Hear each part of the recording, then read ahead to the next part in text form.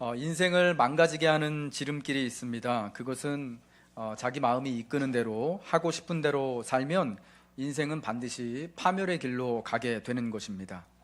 하나님께서 하나님의 그 백성된 우리들에게 말씀하시는 이유, 명령하시는 이유는 무엇일까요? 우리 마음대로 인생을 살아갈 권리를 하나님이 빼앗아 가는 것이 아닙니다. 우리의 자유 대신 우리 몸과 마음을 구속하시기 위해서 하나님 우리에게 명령하시는 것이 아닙니다. 그분께서 선하게 여기시고 축복하신 우리의 삶과 인생이 망가지지 않도록 애초에 창조 목적대로 저 하늘의 창공에 빛나는 별과 같이 빛나도록 하시기 위하여서 하나님 우리에게 말씀하시는 것입니다. 왜냐하면 인생은 자기 마음대로 살고자 하면 반드시 가장 쉽게 그리고 가장 빨리 망가지기 때문입니다. 하나님이 사랑하는 성도 여러분들, 주님의 말씀을 여러분 삶의 가이드라인으로 삼으시기 바랍니다. 아니, 라이프라인으로 삼으십시오. 주의 말씀이 우리의 생명의 선이 되어져서 말씀하신 그 말씀을 따라 살아갈 때 우리는 이 땅에서 우리의 삶을 바로 살며 또 하나님이 주시는 인생의 축복과 은혜와 위로를 누리며 살아가게 되는 것입니다. 오늘 저는 순서를 좀 바꿔가지고요. 원래 오늘 우리가 그 강의 순서에 따라서 민수기 34장의 말씀을 봐야 되는데 35장의 말씀을 먼저 보고요. 그리고 다음 주에 34장 말씀을 보겠습니다. 민수기 34장 말씀은 간략하게 어떤 거냐면은 요단 서편에 가나안 땅 그 지경에 있는 땅들을 나머지 지파, 동편에서 기업을 분배받지 않은 나머지 이제 10지파 반이 그 땅을 분배할 것을 이렇게 기업을 나눠라라는 말씀이시고요. 오늘 35장 말씀은 특별히 레위 사람들에게, 제사장 된 레위 사람들에게 각각 12지파가 분배받은 땅에서 성읍들과 초장들을 구별하여서 그들에게 살 곳으로 내어줄 것을 말씀해 주고 있습니다. 하나님은 레위 사람들에게 성읍을 나눠줄 것을 말씀하십니다. 그런데 이 말씀은 누구에게 하시는 말씀이냐? 바로 하나님의 그 백성들에게 하나님이 직접 하시는 말씀이다라는 겁니다. 이 말씀은 누가 그래서 순종해야 되는가? 따라야 되는가? 바로 그 하나님의 백성들이 따라야 하는 거죠. 오늘 본문 1절과 2절 말씀 보니까 여호와께서 여리고 맞은편 요단강가 모압 평지에서 누구에게 말씀하시죠? 모세에게 말씀하였습니다. 그래서 어떻게 하라고요? 2절에 이스라엘 자손에게 명령하여, 하나님의 말씀이 주어지는 그 순서가 하나님이 먼저는 모세에게 말씀하시고 그 다음에 모세를 통하여서 이스라엘 모든 자손에게 말씀하시는 것입니다. 여러분, 여기서 이스라엘 모든 자손은 지금 그 모세와 함께 모압 평지에 서 있는 그 사람들을 포함해서 이제 가나안 땅에 들어가서 새롭게 태어날 모든 그들의 후손과 자손들, 그리고 그리스도 주 예수로 말미암아서 성도와 교회를 이루고 있는 우리를 다 포함하는 말씀입니다. 모세를 통하여서 말씀하셨지만 하나님을 믿고 따르는 모든 백성들에게 주시는 말씀이에요. 그래서 이 말씀을 최종적으로 순종하고 따라야 할 사람들이 누구냐? 바로 우리들, 하나님의 자녀된 하나님의 백성들이다라는 것입니다. 그래서 특별히 이 말씀을 따르는데 하나님의 백성으로서 우리는 하나님 주신 자유 가운데 자발적으로 순종하여서 따라가야만 하는 거예요. 왜 그러냐? 특별히 성읍과 그 성읍 둘레에 있는 초장들을 레위 사람들에게 나눠줄 것을 말씀하시잖아요. 이게 요즘 말로 하면은 재산권에 관한 그런 문제인 거예요. 내가 가지고 있는 것 중에서 일부를 떼가지고 레위 사람들에게 하나님이 주라는 명령을 한 것이기 때문에 이것은 내가 참 자발적으로 내가 원하여서 하지 않으면은 사실은 감당하기가 어려운 이런 그러한 말씀이 되는 것이죠. 내가 가지고 있는 것 중에 소유 중에 일부를 그게 어느 정도가 됐든지 간에 그게 적든지 많든지 간에 이미 내 것 중에서 좀 떼서 뭐 남을 나눠 준다든가 누구에게 또 이렇게 줘야 한다거나 뭐 교회에 이렇게 헌신을 해야 된다거나 하는 이런 일들이요, 사실은 우리의 믿음을 따라 하지 않으면은 결탄코 할 수 없는 일이기 때문입니다. 레위 사람들에게 하나님은 다른 이스라엘의 형제 지파들로부터 12지파로부터 총 48개의 성읍을 제공할 것을 명령하십니다.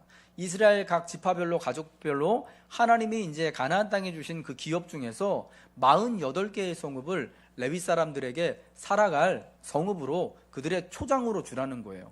왜냐하면 레위 사람들은 하나님께서 그들에게 기업을 나눠주시지 않기 때문입니다. 하나님이 바로 레위 사람들의 기업이 되어서 레위 사람들이 하나님과 이스라엘 사람들 사이에, 하나님의 백성들 사이에 경계가 되어져서 완충지대가 되어져서 함께 제사장으로서 중보하는 삶을 살아가도록 하시기 위해서 여러분 그들에게는 하나님께서 기업을, 땅을 허락해 주시지 않으셨는데, 그럼 어떻게 그들이 살아가게 하시느냐?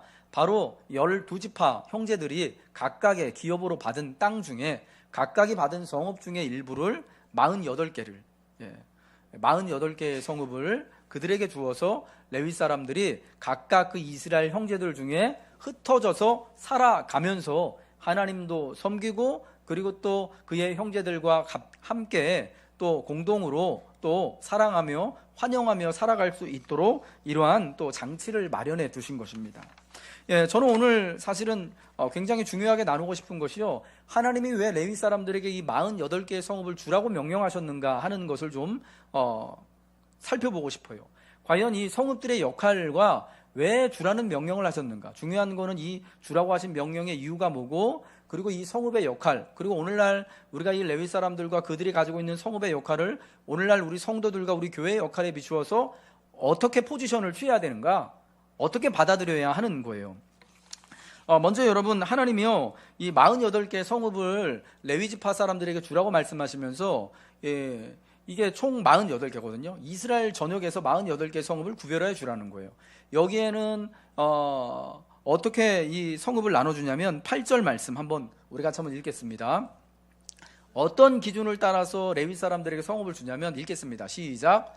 너희가 이스라엘 자손의 소유에서 레위인에게 너희가 성읍을 줄 때에 많이 받은 자에게서는 많이 떼어서 주고 적게 받은 자에게서는 적게 떼어 줄 것이라. 각기 받은 기업을 따라서 그 성읍들을 레위인에게 줄지니라. 기업을 많이 받은 가족들은 그 중에서 많은 것을 떼서 그들에게 주고, 레위 사람들에게 성읍을 주고, 적게 받은 지파와 가족들에서는 그 적게 받은 것 중에서 또 일부를 또 이렇게 주라는 거예요. 그래가지고 총 이제 48개 성읍이 되도록 하신 겁니다. 여러분, 저는 이 부분을 보면서 참 의아한 것이 하나가 있었습니다. 뭐냐 하면은, 레위 사람들에게 진작 성읍을 주실 거면 하나님이 왜 이스라엘 그 형제들의 손에서 각각 12지파 중에서 이렇게 그들에게 먼저 주신 것 중에서 일부를 떼가지고 뭐라 그래야 되나요? 반납하게 하실까? 이건 좀 반납이라는 용어는 좀 그렇지만 왜 그렇게 이렇게 나눠주라고 하실까 하는 거죠. 하나님이 그 가나안 땅 들어갈 때 나머지 그 다른 12지파 땅 나눠주는 것처럼 요단 동쪽과 서편에 있는 땅들을 레위 사람들에게도 이렇게 좀 나눠가지고 주면 되는 거잖아요. 자, 이거는 레위 지파 사람, 유다 사람이 여기 가진 것처럼 레위 지파도 이렇게 가지면 좋겠다. 이렇게 하면 여러분 서로 편하지 않겠습니까? 근데 왜 굳이 땅을 다, 기업을 다 나눈 다음에 레위 지파는 맨 마지막에 나머지 이제 12지파 형제들이 다 각각 기업을 분배받은 다음에 그 다음에 그들이 가지고 있는 성읍 중에서 받는 거예요. 그러니까 맨 나중에 받는 거잖아요. 그것도 원래 그들의 것을 받는 거란 말이에요. 그러니까 이게 서로 좀 뭐라 그럴까요? 좀 마음이 좀 이렇게 좀 뭐라 그럴까? 상할 수 있는 좀 불편할 수 있는 그런 이제 이유가 될 수도 있는 거란 말이에요. 왜? 원래 내 건데 나한테 주셨다가 도로 뺏어가지고 이 사람들한테 내놓으라는 거니까, 여러분 내 거 중에서 일부를 해가지고 저 사람 줘야 된다면은 여러분 이게 쉬운 일이 아니잖아요. 사실은 친형제 사이에서도 부모님 돌아가시고 나서 혹은 이제 연로하실 때 뭐 땅 가지고 뭐 그리고 또 아파트 가지고 뭐 집 가지고 유산 문제 때문에 재산 문제 때문에 이렇게 좀 분쟁 일어나고 좀 큰 소리치게 나는 거, 이런 것들 여러분 우리가 너무 종종 우리 주변에서 보지 않습니까? 그럴 여지가 충분히 있는 것임에도 불구하고 여러분 하나님이 그렇게 하시는 이유가 뭘까라는 걸 한번 생각해 보는 거죠.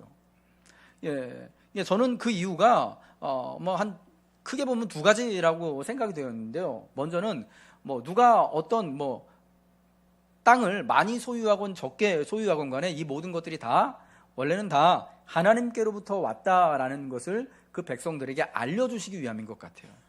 여러분, 이스라엘 사람들이 들어가서 취할 그 땅은 원래 주인이 누굽니까? 하나님 것이거든요. 하나님의 원함을 따라서 또 이스라엘로 대변되는 하나님의 백성들에게 그 땅을 임대해 주시는 거예요. 이스라엘 백성들은 그 땅을 하나님께로부터 임차해서 쓰는 겁니다. 자기 것, 원래 자기 것이 아니에요. 원래가 다 하나님의 것인데 하나님께서 약속을 따라서 그래 이 땅을 너희들에게 가족별로 지파별로 나눠줄게 하고 이렇게 나눠주시는 겁니다. 예. 그렇기 때문에 그 나눠준 땅 중에서 일부를 구별해가지고 또 레위 사람들에게, 제사장과 레위 사람들에게 성읍으로 주는 것이요 너무나 타당한 거예요. 원래 내 것이 아닌데 내가 이 공짜로 하나님 앞에 임대를 10개를 받았으면 그 중에 하나를 드리는 거기 때문에 여러분 이게 참 그것이 맞다라는 거죠. 그래서 이렇게 레위인에게 성읍을 나눠주는 것을 통해서 그래 이게 원래는 다 내 게 아니지, 하나님이 우리에게 기업으로 약속을 그냥 은혜로 그냥 무상으로 대여해 주신 거지, 나는 그 중에 일부를 또 레위 사람들에게 나눠주는 것 뿐이야. 이것을 깨달아 알도록 하시기 위함인 것 같아요. 이 땅의 주인은 너희가 아니다, 이건 다 내 거다. 그러니까 언제든지 하나님이 요구하실 때면은 아브라함이 이삭을 하나님 앞에 바쳐야 했었던 것처럼, 또 이스라엘 이 12지파의 형제들이 하나님 앞에 각자 자기가 받은 기업의 소유 중에 성읍 중에서 총 48개를 하나님 앞에 드려야 하는 것처럼, 여러분 하나님의 백성들도 하나님이 원래 소유주된 하나님이 원하실 때면 언제든지 그 중에 일부를 드릴 수 있는, 여러분 그러한 믿음을 하나님이 원하신다라는 거예요. 이게 우리 것이 아니구나라는 것을 여러분 깨닫게 하시는 거죠. 그리고 또한 우리에게 주신 만큼 하나님 앞에 드리고 헌신할 것을 또한 요청하시는 것 같아요. 8절 말씀처럼 어떻게 준다고요? 많이 기업을 받은 사람에게는 많이 떼어서 줘야 되고, 적게 받은 사람에게는 적게 떼어서 주는 거예요. 그래가지고 모두가 평균케 하시는 거죠. 땅을 많이 분배받은 유다 지파나 에브라임 지파나 단 지파는 특별히 많이 떼가지고 줘야 돼요. 그러나 시므온 지파 같은 경우에는 땅을 조금 분배받았어요. 인구수가 적었기 때문에 그들은 그만큼 포션을 따라가지고 또 하나님 앞에 레위인의 성읍으로 드리면 되는 겁니다. 여러분 그래서 그들이 가지고 있는 각자가 하나님께 받은 은혜만큼 하나님께 돌려드리며 하나님 앞에 결단하고 순종하고 헌신의 자리에 나아올 것을, 이 성읍들을 나눠주는 것을 통하여서, 레위인에게 48개의 성읍을 주는 것을 통하여서 우리에게 보여주시는 것이죠. 그럼 여러분 우리가 오늘날 이 말씀을 우리의 삶에, 우리의 믿음에 적용해 본다면 우리에게 있는 모든 것이 다 하나님의 것임을 우리가 먼저 믿음으로 고백하고 결단하고, 하나님이 요청하실 때면 언제든지 내 삶의 일부를, 여러분 놀라지는 마십시오. 너무 쫄지는 마십시오. 전부 다 달라고는 안 하십니다. 일부를 하나님이 원하시는 때에는 그렇지, 하나님이 찾아가시는구나, 주인 되신 그 하나님 앞에 여러분 은행에 우리가 돈 찾아올 때처럼 그렇게 드릴 수 있는, 헌신할 수 있는 그런 믿음과 용기, 그러고도 내가 살아갈 수 있다, 하나님 때문에 살아갈 수 있다라는 여러분 그런 믿음을 우리가 가져야 한다라는 것입니다. 두 번째, 이 성읍들은요 어떤 역할을 하냐면요 만남의 장소의 역할을 합니다. 예배의 장소의 역할을 하는 겁니다. 자, 한번 따라해 보겠습니다. 만남의 장소, 예배의 자리입니다. 이 모든 지파의 백성들이요 그들이 사는 가까운 곳에서 하나님을 만나고 또 함께 모여서 예배할 수 있도록 하시기 위해서 하나님은요 이 레위 지파, 제사장이었던 레위 지파 사람들이 이스라엘 전역에, 그 형제들이 흩어져 살고 있는 전역에 그들이 흩어져서 그곳에서 성읍을 얻어서 살아갈 수 있도록 해 주신 거예요. 우리가 이 구약 성경을 통하여서 이제 잘 알고 있는 것이, 하나님 백성들은 옛날에 다 예루살렘 성전에서 예배했어. 안식일 때마다, 절기 때마다 항상 예루살렘에 올라가서 예배했어. 여러분 우리가 그렇게 알고 있잖아요. 근데 사실은 그것은요 솔로몬 이후의 그런 예배의 모습인 거예요. 솔로몬이 예루살렘에다가 성전을 지은 이후부터는 예루살렘이 예배하는 그런 독보적인 어떤 탁월한 지위를 가지고 있는 상징하는 장소가 됐습니다. 여러분 그 후에도 그럼에도 불구하고 예루살렘에서만 예배드린 게 아니고요 곳곳에서 흩어져서 하나님을 예배하고 주의 말씀을 들었어요. 그것을 우리가 역사적으로 알 수 있는 것이요 이스라엘 전역에 회당이라는 곳이 있었잖아요. 제사는 드리지 않지만 주의 말씀을 듣고 또 하나님의 백성들이 함께 모여서 교제하고 기도하는 자리. 그런데 여러분이 사실은 솔로몬 이전까지는요 이스라엘 백성들이 어디서 예배드렸냐, 자기가 사는 곳에서 가까운 곳, 자기가 사는 곳에서, 살아가는 곳에서 거기서 예배했다라는 거예요. 거기서 하나님을 만나고 기도했다라는 겁니다. 지금 레위인들에게 준 48개의 성읍이요 그런 역할을 하는 거예요. 각각 그 형제들 12지파 형제들이 자기가 받은 기업 중에서 일부를 구별하여서 레위 사람들이 살아갈 성읍을 주는 겁니다. 그러니까 유다 지파 사람들이 자기가 받은 것 중에서 레위 사람들에게 성읍을 구별하여 줄 때 그 레위 사람들이 유다에게서 받은 성읍은 어디 있습니까? 어디 있을까요? 그러니까 유다 사람들이 사는 곳에 있는 거예요. 근처에. 그러니까 유다 사람들은 하나님께서 이 민수기를 통해서 우리 저번에 한번 살펴봤죠. 1년의 시간표를 따라서 하나님을 예배하라고 초하룻날, 그러니까 매 일해마다 안식일날 예배하고, 또 초하루 한 달에 첫날 예배하고, 또 봄과 여름을 거쳐서 봄에 3번, 그리고 또 여름과 가을에 3번, 이렇듯 6번 절기를 지키라고 할 때 여러분 어디 가서 예배하느냐? 자기가 사는 곳에서 예배하는 거예요. 자기가 기업으로 받은 것 중에서 레위인에게 준 그 성읍에 가서 온 백성들이 함께 모여서 예배하는 거예요. 모든 하나님의 백성들이 저 동편에 사는 사람, 요단 동편에 사는 사람이나 서편에 사는 사람이나 저 남쪽 멀리 광야에 사는 사람이나, 여러분 하나님의 백성들이 광야에서도 살았어요. 그리고 저 북쪽 라이스 단지파 사는 사람들이 사는 저 맨 북쪽에 사는 사람들이나 다 자기가 있는 곳에서 하나님을 만나고 예배할 수 있도록 은혜를 주신 거예요. 여러분 이것이 너무나 이제 중요한 거예요. 여러분 오늘날 서울 시내에서 만일 우리 개신교회가, 우리 기독교회가 예배하는 곳이 딱 한 군데만 있다 라고 여러분 한번 생각해 보세요. 우리나라 지금 제일 큰 교회가 어디죠? 저기 여의도에 있는 교회나 혹은 저기 강남에 있는 서초동에 있는 그 교회나 거기서만 예배한다고 여러분 한번 생각해 보세요. 그럼 우리가 주일날 어떤 일이 벌어질까요? 아침마다 아마 여기 전세버스도 오고 교인들 실어 나르고 거기까지 이제 예배하러 가느라고 막 버스 타고 가고 전철 타고 가고 자가용 끌고 가고 아주 난리가 날 겁니다. 가서 막 주차할 데 없어가지고 막 한 20분씩 30분씩 예배당 바깥 뺑뺑 돌고 막 또 예배당 자리에 들어갔더니 사람으로 미어 터져가지고 뭐 자리도 앉을 데도 없고 해서 막 짜증만 나다가 막 그리고 막 오고 여러분 이런 역사들이 막 그렇게 일어날 겁니다. 만약에 예배하는 곳이 한 군데만 있었다면. 그러니까 여러분 내가 사는 곳에 하나님을 만나고 하나님을 예배하고 기도할 수 있는 곳이 있다라는 것이 이게 여러분 정말 큰 은혜인 거예요. 근데 여러분 이런 것을 하나님의 백성들을 위해서 하나님이요 미리 이전에요, 이 옛날 그렇게 미리 이제 만들어 놓으신 거예요. 만약 저 광야에 사는 저 남쪽 맨 끄트머리에 사는 이 백성들이요, 혹은 요단 동편에 사는 백성들이 하나님을 예배하기 위해서 예배하는 장소가 그 당시에 예배하는 장소로 유명한 곳이 몇몇 있어요. 구약에 예루살렘이나 실로나 미스바나 이런 데 가서 예배해야 된다 그러면은 얼마나 괴롭겠어요. 안식일마다 초하루마다 절기 때마다 거기 올라와야 되잖아요. 그리고 또 혼자 옵니까? 가족이 같이 와야죠.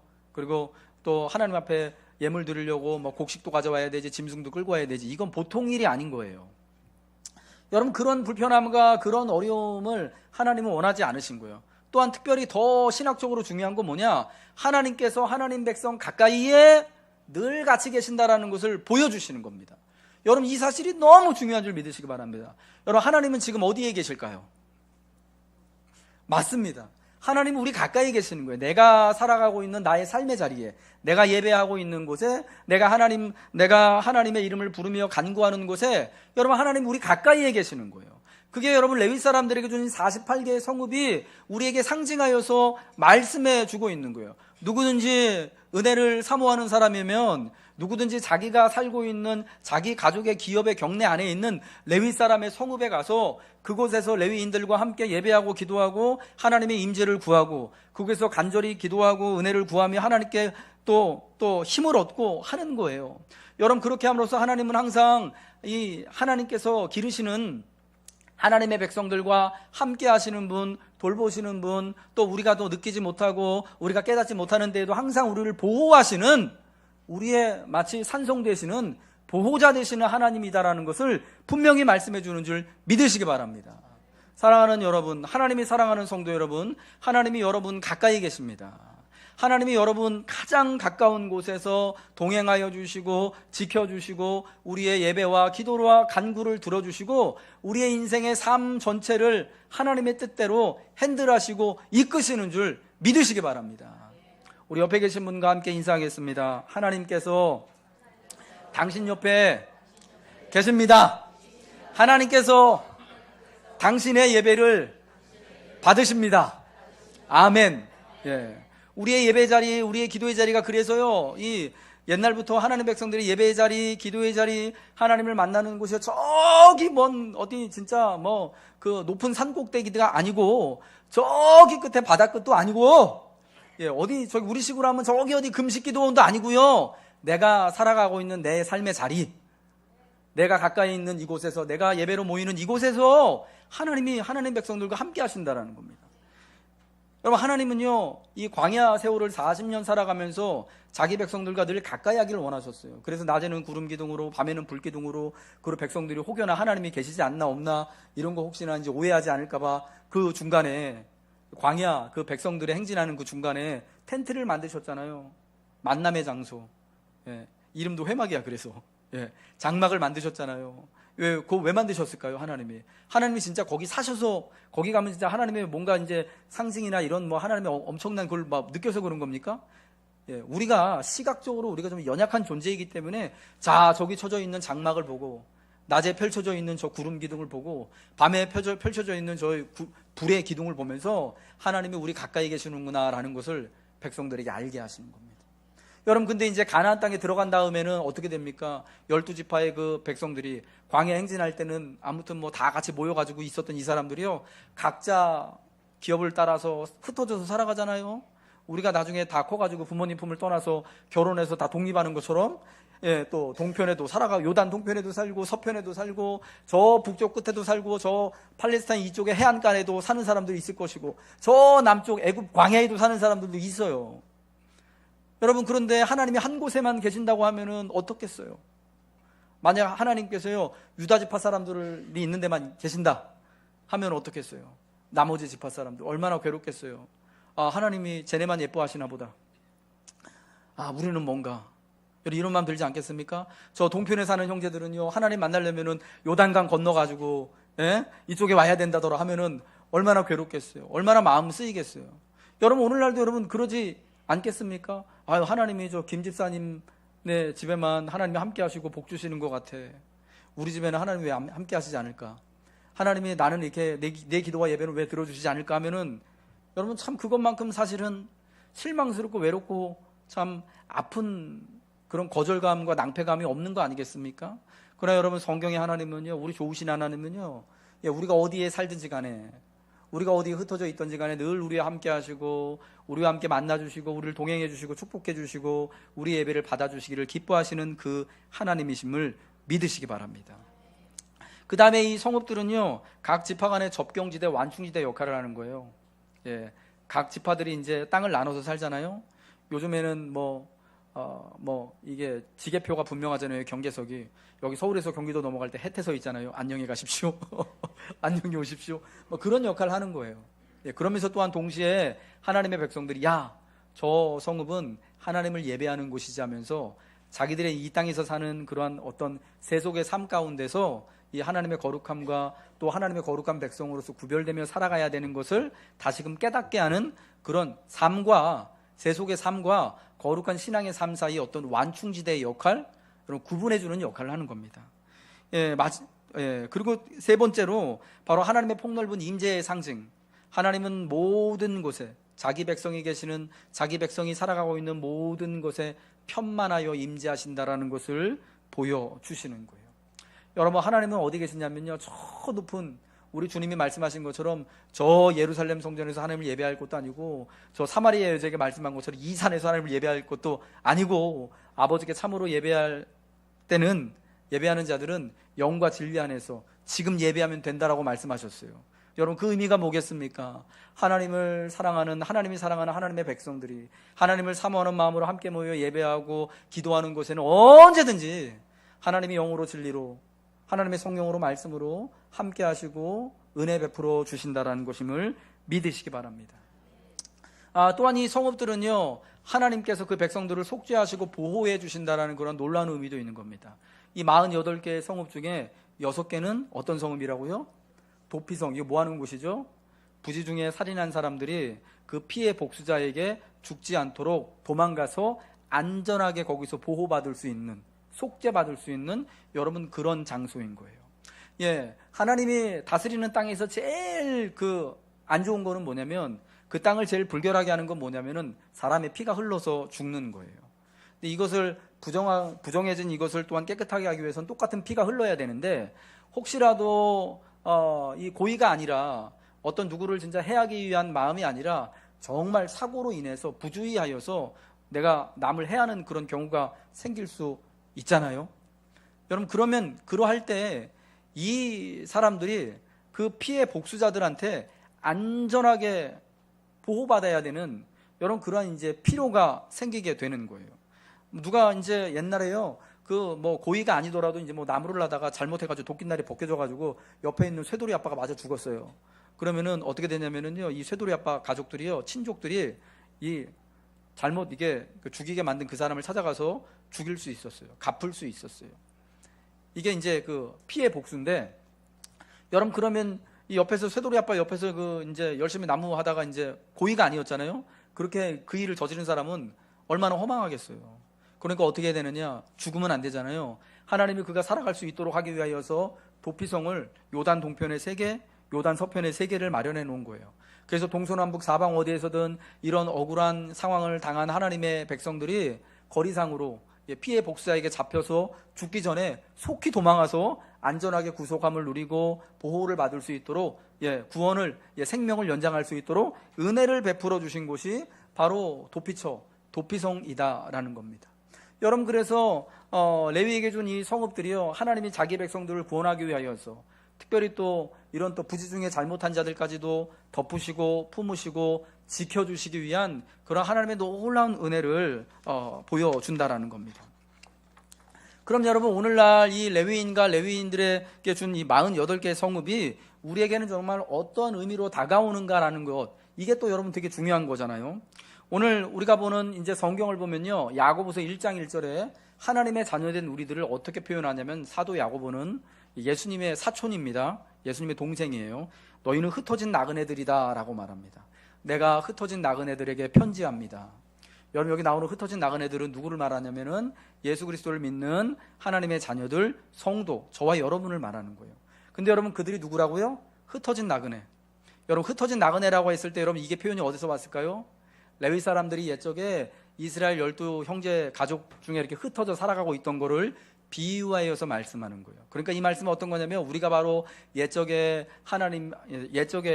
하나님과 백성들 사이에서 살아가는, 하나님과 세상 사이에서 살아가는 바로 이 레위 사람들과 같은 그러한 존재들이다라는 것을 의미하는 겁니다.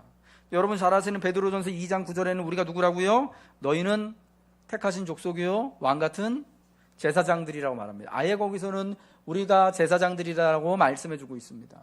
그래서 여러분, 그래서 이 신약의 시대는요, 예수 믿는 성도들이 하나님의 왕 같은 제사장이고, 흩어진 나그네로서 세상에서 이렇게 흩어져서 살아가는 하나님의 거룩한 제사장된 백성들이다라는 거예요. 그래서 오늘 우리가 이때 레위인들이 감당했던 역할과 그리고 레위인에게 준 성읍의 역할을 우리 교회가 오늘날도 감당해야 하는 것임을 여러분 믿으시기 바랍니다.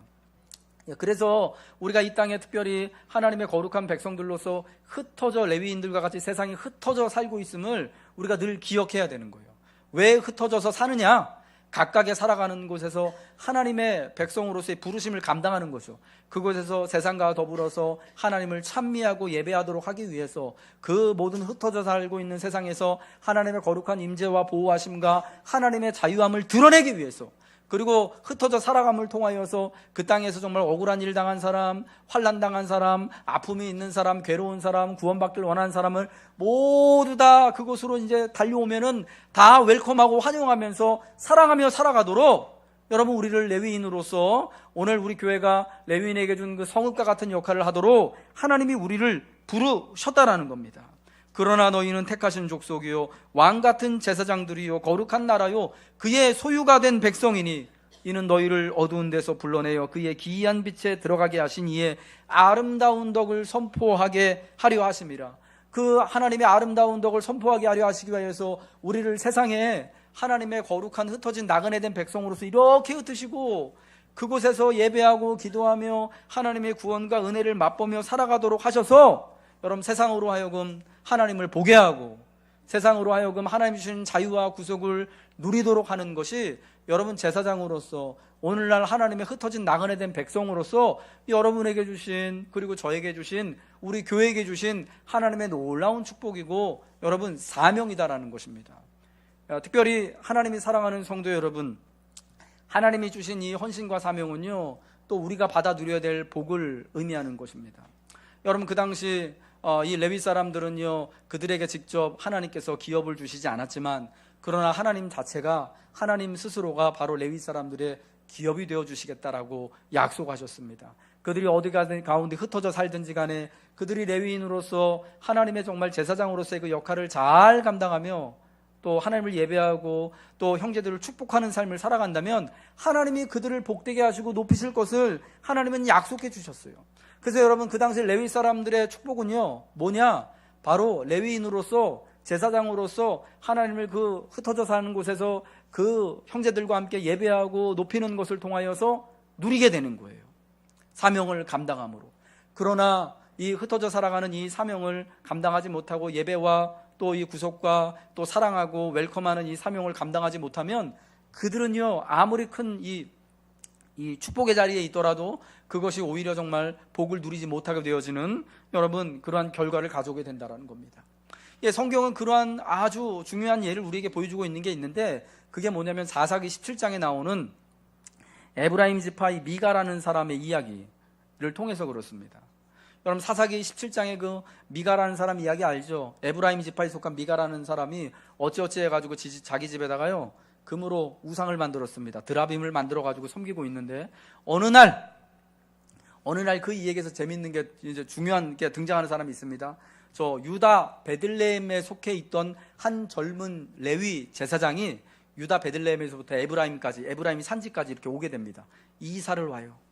여러분, 이 젊은 제사장이요, 사사기 마지막에 보면 나오는데 누구냐? 모세의 후손이에요. 모세.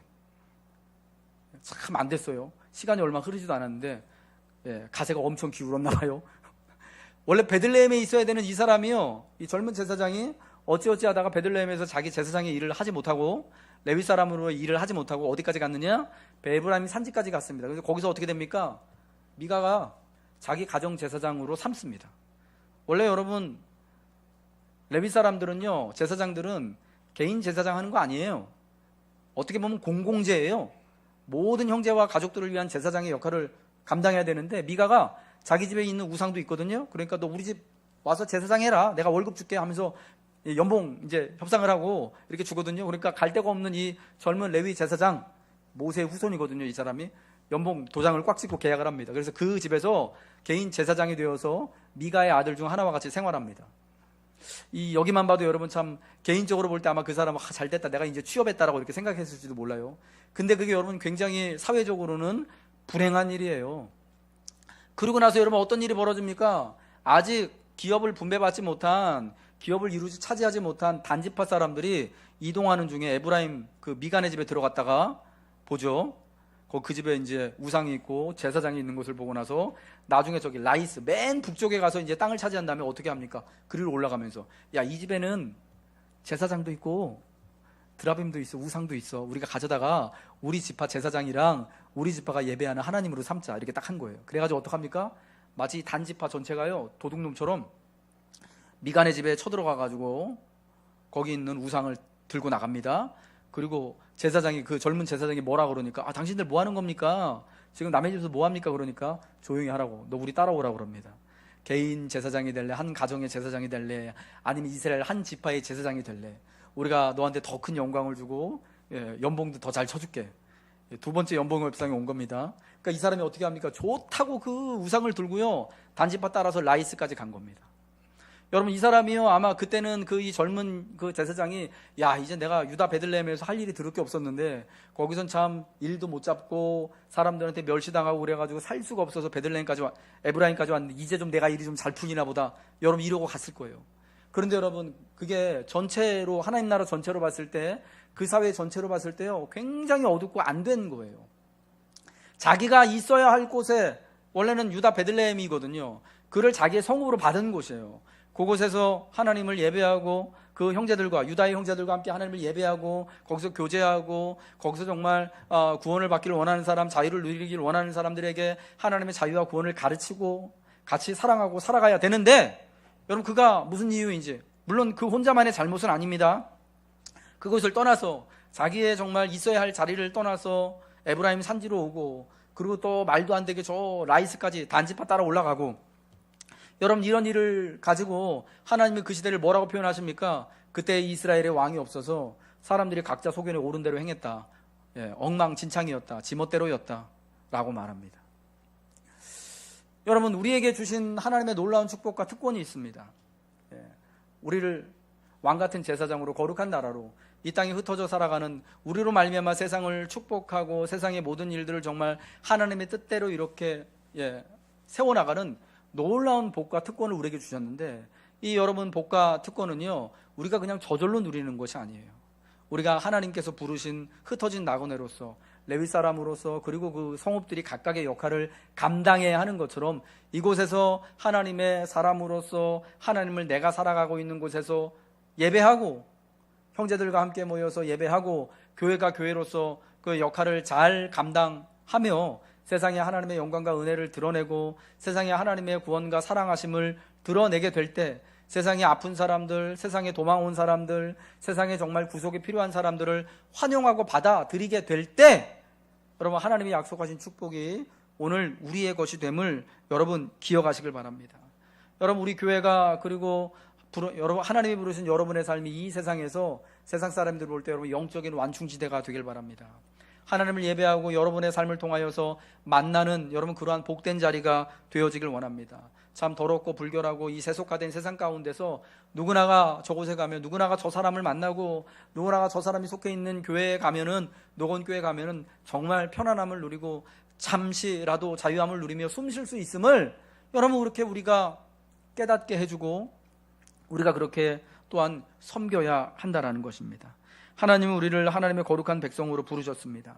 우리를 부르시면 우리가 함께 모여 예배하며 하나님의 거룩한 임재를 드러내며 또 이 세상을 축복하며 살아가도록 하시기 위함인 줄로 믿습니다. 하나님은 이 귀한 사명을 감당하도록 하시기 위해 우리들을 주의 거룩한 교회로, 그리고 성도로 부르셨습니다. 오늘 우리 함께 하나님을 우리의 살아가는 자리에서 예배하며 또 하나님이 우리를 통하여서 세상에 하나님의 거룩한 임재와 하나님의 구속과 자유하심을 충만히 드러내는 여러분 그러한 성도가 되시길 바랍니다. 교회가 되시길 바랍니다. 이러한 사명을 통하여서 하나님이 우리를 옛적의 그러한 레위와 같은, 제사장과 같은 복된 사람들로서, 축복의 존재로서 우리를 축복하시고 지켜주실 것입니다.